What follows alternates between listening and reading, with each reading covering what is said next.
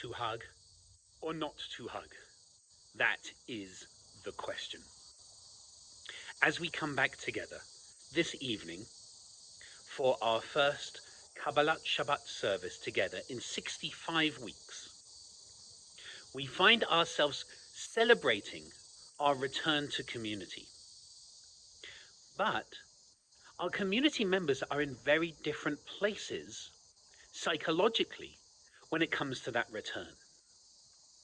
Some people cannot wait to be back and cannot wait to embrace their friends who they haven't seen in a very long time. Some people are coming back but are a little bit nervous, still concerned about the risk of catching COVID-19. And so they're going to be expressing more of a social distance. And some people indeed can't even attend to our service because of the continued risk for them. And so that leaves us with a really interesting question. To hug or not to hug? I think we have a real opportunity this evening and moving forward to really be careful and to respond to everyone's unique needs at this time. Some people really need a hug. Some people need an elbow bump or a little bit more distance.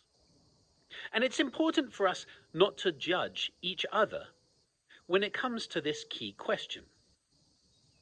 For some people, they are confident that vaccination has them covered, and that as more and more Santa Feans become vaccinated, the chances of them catching COVID-19 are remarkably small. However, for others who may be immunosuppressed, who may have family who are immunosuppressed, there is still a risk, even when vaccinated, a notable risk, even when vaccinated, of them catching this terrible virus.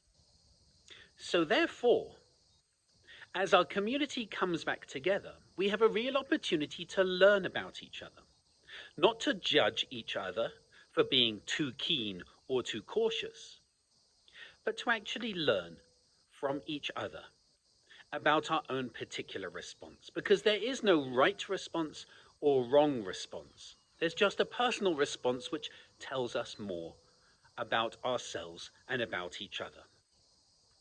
So as we come back together, celebrating being in community, physical community, for the first time in 65 weeks, as we do that, I urge you to please be sensitive to the needs of other people. To have that moment, which can sometimes be a little awkward, of hug, elbow bump, or a bit of distance. If we can have that moment and celebrate it not as something awkward, but as something loving, as something caring, as something that responds to the real needs of that particular person, then immediately as we start coming back, we really start to understand how differently other people have experienced this pandemic. So the answer to the question, I believe, to hug or not to hug, very much depends on each particular person that you're facing. That open conversation, that very quick check, that moment of not assuming that other people might want the same thing as you, becomes something exciting, learning, personal, friendly, and loving. I really do hope that you are able to join us in our Shabbat services on site.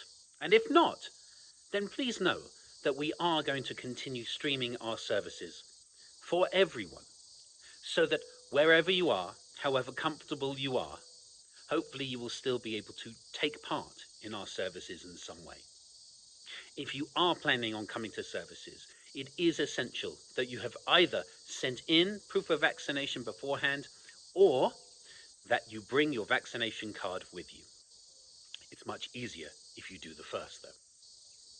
I really hope to see you later, either at our Kabbalat Shabbat service or indeed at our Shabbat Shacharit tomorrow. And I hope to have that moment with you of hug, fist bump, or space, so that we can learn and grow from each other. I wish you Shabbat Shalom.